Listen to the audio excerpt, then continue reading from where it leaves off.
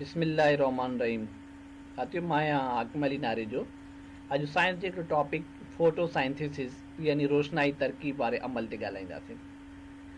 रोशनाई तरकीब वारो अमल हिकिड़ो अहिड़ो अमल हूंदो आहे जंहिंमें ॿूटा सिज जी रोशनीअ जी मदद सां पंहिंजे अंदरि पंहिंजी खुराक तयारु कंदा आहिनि।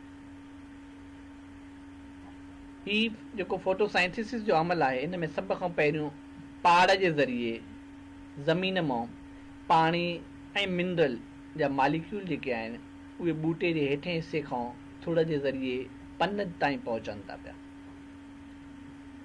पन ॿूटे जो उहो हिसो हूंदो आहे जेको सिज जी रोशनीअ खे जज़ब करे थो ऐं सिज जी रोशनीअ जे जज़ब करण सां उन जे अंदरि तवानाई पैदा करे थो। अहिड़े ई तरह सां जीअं सोलर प्लेटुनि में अक्सर तव्हां ॾिठो हूंदो, सिज जी रोशनीअ सां उन जे अंदरि तवानाई यानी एनर्जी ठहे थी पई। पन जो हिसो ॿूटे जी थुड़ सां नंढड़ी हिकिड़ी डांडीअ जे ज़रिए ॻंढियल हूंदो आहे जंहिंखे पेट्रोल सॾियो वेंदो आहे। ऐं पन जो जेको मथाशिरो आहे इहो घणे भाङे फैलियल इन जे करे हूंदो आहे त जीअं वधि में वधि रोशनीअ खे जज़ब करे ॿूटे जे अंदरि पहुचाए सघे। अचो पन जी अंदरी तफ़सील जे बारे में पढ़ूं। पन में मथे हिसे खां हेठें हिसे खां ॿ तह थींदा आहिनि, हिकु मथियूं तह ॿियो हेठियूं तह। ऐं मथे तह जे हेठां क्लोरोप्लास्ट यानी साई पिगमेंट मौजूदु हूंदी आहे। साई पिगमेंट जंहिंमें हिकिड़ो कीमियाई मादो क्लोरोफिल, जंहिंखे साओ मादो बि सॾियो वेंदो आहे, मौजूदु हूंदो आहे। पन जे अंदरे हिसे में तव्हां ॾिठो हूंदो हीउ जेको ट्यूब नज़र अचे थो पियो, इहा ज़ाइलिम रग वेज़िल हूंदी आहे जेका पहाड़ खां मथे ईंदड़ पाणीअ खे पन जे अंदरे हिसे में पहुचाए थी। पन जे हेठें हिसे में नंढड़ा सोराख जंहिंखे स्टोमेटा सॾियो वेंदो आहे पिणु मौजूदु हूंदा आहिनि, जेके ॿाहिरें माहौल यानी आब हवा वारे हिसे मां कार्बन डाइऑक्साइड जा मालिक्यूल पन जे अंदरि पहुचाइनि था। पन जे अंदरि जॾहिं कार्बन डाइऑक्साइड जा मालिक्यूल ऐं वाटर यानी पाणीअ जा मालिक्यूल पहुची वञनि था त उहे क्लोरोप्लास्ट वारे हिसे जे अंदरि दाख़िल थी करे ग़िज़ाई मादे जे तयारु थियण में पंहिंजो अमल कंटिन्यू कनि था।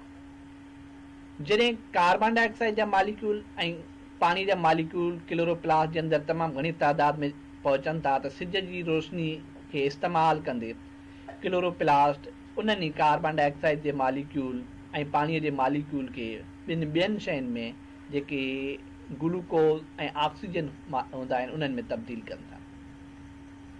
जॾहिं कार्बन डाइऑक्साइड ऐं पाणी जे मालिक्यूल मां ग्लूकोज ऐं ऑक्सीजन मालिक्यूल तयारु थी वञनि था त ग्लूकोज जा मालिक्यूल पन जे अंदरि ई मौजूदु हिकिड़ी ॿी वेज़िल ॿिए ट्यूब जे ज़रिए, जंहिंखे असां फ्लोएम चवनि था, ॿाहिरि पन खां ख़ारिज थियनि था। ऑक्सीजन जा मालिक्यूल जेके पन जे अंदरि हूंदा आहिनि उहे पन जे हेठें तह खां मौजूदु नंढनि सुराखनि जे ज़रिए ॿाहिरि आब हवा वारे हिसे में ख़ारिज थी वञनि था। ऐं ग्लूकोज जा मालिक्यूल पन मां ॿूटे जे समूरनि हिसनि में फैलिजनि था त जीअं ॿूटे जे हर हिकु हिसे जी ज़रूरत पूरी थिए। अचो त हिन जो निचोड़ यानी तत्व पढ़ूं। रोशनाई तरकीब वारो अमल जंहिंखे फोटोसाइंथिसिस चइजे थो, उहो अहिड़ो अमल आहे जंहिंमें सिज जी रोशनी जी मदद सां ॿूटा पंहिंजे अंदरि ग़िज़ा तयारु कनि था। हुन में सभ खां पहिरियों पहाड़ ज़मीन मां पाणी ऐं मिनरल खे खणी करे पन जे अंदरे हिसे ताईं पहुचाइनि थियूं। पन जे हेठें हिसे मां नंढा सोराख स्टोमेटा मौजूदु हूंदा आहिनि जेके ॿाहिरीं हवा यानी माहौल मां कार्बन डाइऑक्साइड जा मालिक्यूल पन जे अंदरि जज़ब करे पहुचाइनि थियूं। जॾहिं कार्बन डाइऑक्साइड जा मालिक्यूल ऐं पाणीअ जा मालिक्यूल क्लोरोप्लास्ट वारे हिसे में पहुचनि था, उन खां पोइ सिज जी रोशनीअ खे इस्तेमालु कंदे पन जे अंदरि क्लोरोप्लास्ट वारो हिसो उन्हनि खे ऑक्सीजन ऐं ग्लूकोज जे मालिक्यूल्स में तब्दील कंदो। ऑक्सीजन जा मालिक्यूल उन्हनि नंढड़नि सुराखनि जे ज़रिए ॿाहिरि ख़ारिज थी वञनि था, जॾहिं त ग्लूकोज जा मालिक्यूल ॿूटे जे पन वारे हिसे मां ॿूटे जे तक़रीबन हिसनि में फैलिजी करे उन्हनि जी ग़िज़ाई ज़रूरत खे पूरी कंदा। साथियो, हीउ हुयो रोशनाई तरकीब वारो अमल जंहिंखे अॼु असां पढ़ियोसीं।